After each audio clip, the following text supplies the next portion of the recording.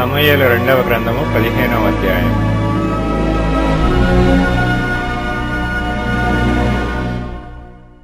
ఇది అయిన తరువాత అబ్షాలోము ఒక రథమును గుర్రములను సిద్ధపరచి తన ఎదుట పరిగెత్తుటకై 50 మంది బంటులను ఏర్పరచుకొనెను. ఉదయముననే లేచి బయలుదేరి పట్టణము యొక్క గుమ్మపు మార్గమందు ఒక తట్టున నిలిచి రాజుచేత తీర్పు నొందుటకై వ్యాజ్యమాడు వారెవరైనను వచ్చియుండగా కనిపెట్టి వారిని పిలిచి, నీవు ఏ ఊరి వాడివని అడుగుచుండెను.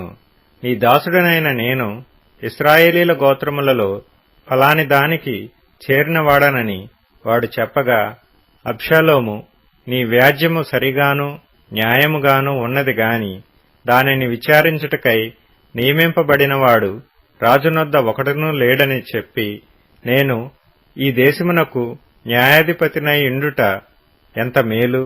అప్పుడు వ్యాజ్యమాడువారు నా యొద్దకు వత్తురు, నేను వారికి న్యాయము తీర్చుదునని చెప్పుచూ వచ్చెను. మరియు తనకు నమస్కారము చేయుటకై ఎవడైనను తన దాపునకు వచ్చినప్పుడు అతడు తన చేయి చాపి అతన్ని పట్టుకొని ముద్దు పెట్టుకొనుచూ వచ్చెను.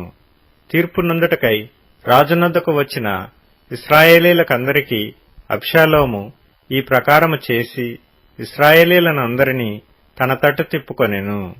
4 సంవత్సరములు జరిగిన మీదట అబ్షాలోము రాజునొద్దకు వచ్చి, నీ దాసుడనైన నేను సిరియా దేశమునందలి గెషూరునందుండగా యెహోవా నన్ను యెరూషలేమునకు తిరిగి రప్పించిన ఎడల నేను ఆయనను సేవించదనని మ్రొక్కుకొంటిని గనుక నేను హెబ్రోనునకు పోయి యెహోవాకు నేను మ్రొక్కుకొనిన మ్రొక్కుబడి తీర్చుకొనుటకు నాకు సెలవిమ్మని మనవి చేయగా రాజు సుఖముగా పొమ్మని సెలవిచ్చిన గనుక అతడు లేచి హెబ్రోనునకు పోయెను.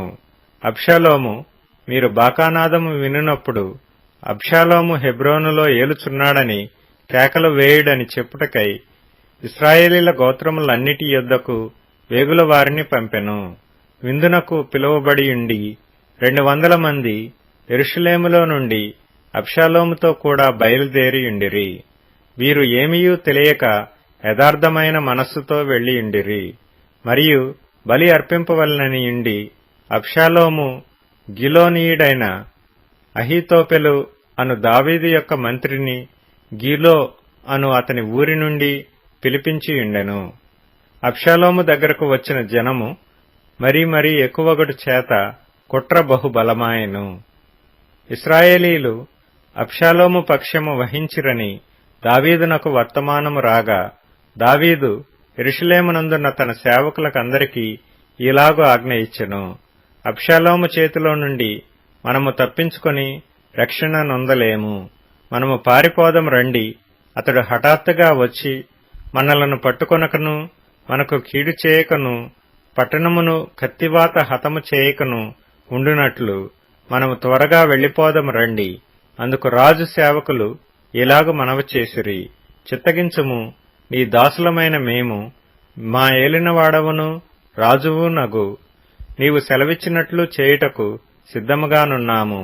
అప్పుడు రాజు నగరిని కనిపెట్టుటకై ఉపపత్నులగు 10 మందిని ఉంచిన మీదట తన ఇంటివారినందరినీ వెంటబెట్టుకొని కాలినడకను బయలుదేరెను.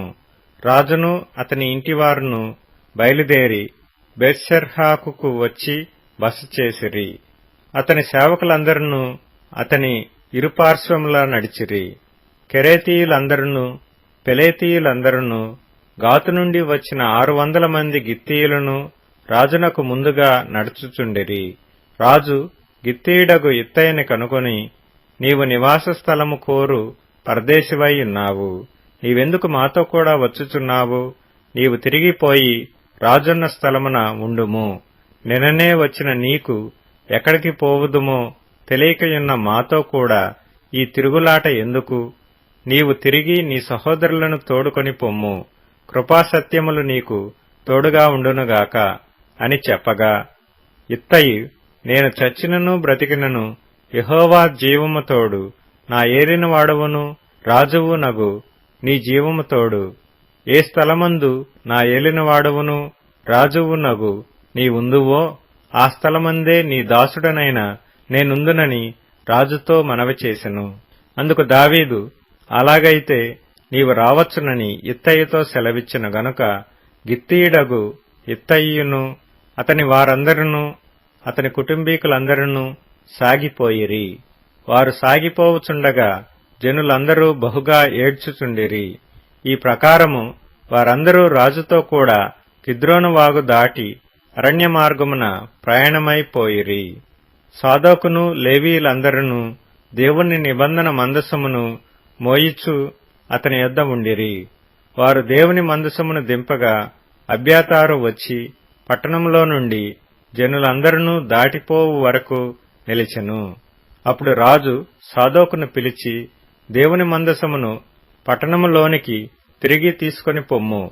యెహోవా దృష్టికి నేను అనుగ్రహము పొందిన ఎడల ఆయన నన్ను తిరిగి రప్పించి దానిని తన నివాస స్థానమును నాకు చూపించును. నీయందు నాకిష్టము లేదని ఆయన సెలవిచ్చిన ఎడల ఆయన చిత్తము నీ దృష్టికి అనుకూలమైనట్టు నా ఎడల జరిగించుమని నేను చెప్పుదునని పలికి యాజకుడైన సాదోకుతో ఇట్లనెను. సాదోకు, నీవు దీర్ఘదర్శివి కావా? శుభముంది నీవును నీ కుమారుడగు అహీమయస్సు అబ్యాతారునకు పుట్టిన యోనాతాను అను మీ ఇద్దరు కుమారులను పట్టణమునకు పోవలెను. ఆలకించుము. నీ యొద్ద నుండి నాకు రూఢి అయిన వర్తమానం వచ్చు వరకు నేను అరణ్యమందలి రేవుల దగ్గర నిలిచియుందును. కాబట్టి సాదోకును అబ్యాతారును దేవుని మందసమును యెరూషలేమునకు తిరిగి తీసుకొని పోయి అక్కడ నిలిచిరి. అయితే దావీదు ఒలీవ చెట్ల కొండ ఎక్కుచూ ఏడ్చుచూ తల కప్పుకొని పాదరక్షలు లేకుండా కాలినడకను వెళ్లెను. అతని యొద్దనున్న జనులందరూ తలలు కప్పుకొని ఏడ్చుచూ కొండ ఎక్కిరి. అంతలో ఒకడు వచ్చి అబ్షాలోము చేసిన కుట్రలో అహీతోపెలు చేరియున్నాడని దావీదునకు తెలియచేయగా దావీదు యెహోవా అహీతోపెలు యొక్క ఆలోచనను చెడగొట్టుమని ప్రార్థన చేసెను. దేవుని ఆరాధించు స్థలం ఒకటి ఆ కొండ మీద ఉండెను. వారు అచ్చటికి రాగా అర్కీయుడైన హూషై పై వస్త్రములు చింపుకొని తలమీద ధూళి పోసుకొని వచ్చి రాజును దర్శనము చేసెను. రాజు, నీవు నాతో కూడా వచ్చిన ఎడల నాకు భారముగా ఉందువు. నీవు పట్టణమునకు తిరిగి పోయి, రాజా, ఇంతవరకు నీ తండ్రికి నేను సేవ చేసినట్లు ఇకను నీకు సేవ చేసేదనని అబ్షాలోముతో చెప్పిన ఎడల నీవు నా పక్షపు వాడవైయుండి అహీతోపెలు యొక్క ఆలోచనను చెడగొట్టగలవు. అక్కడ యాజకులైన సాదోకును అబ్యాతారును నీకు సహాయకులుగా నుందురు. కాబట్టి రాజనగరయందు ఏదైనను జరుగుట నీకు వినబడిన ఎడల యాజకుడైన సాదోకుతోనూ అబ్యాతారుతోనూ దాని చెప్పవలెను. సాదోకు కుమారుడైన అహీమయస్సు అబ్యాతారు కుమారుడైన యోనాతాను అను వారి ఇద్దరు కుమారులు అచ్చటనున్నారు. నీకు వినబడినదంతయు వారి చేత నా యొద్దకు వర్తమానము చేయుమని చెప్పి అతనిని పంపివేసెను. దావీదు స్నేహితుడైన హూషై పట్టణమునకు వచ్చుచుండగా అబ్షాలోమును యెరూషలేము చేరెను.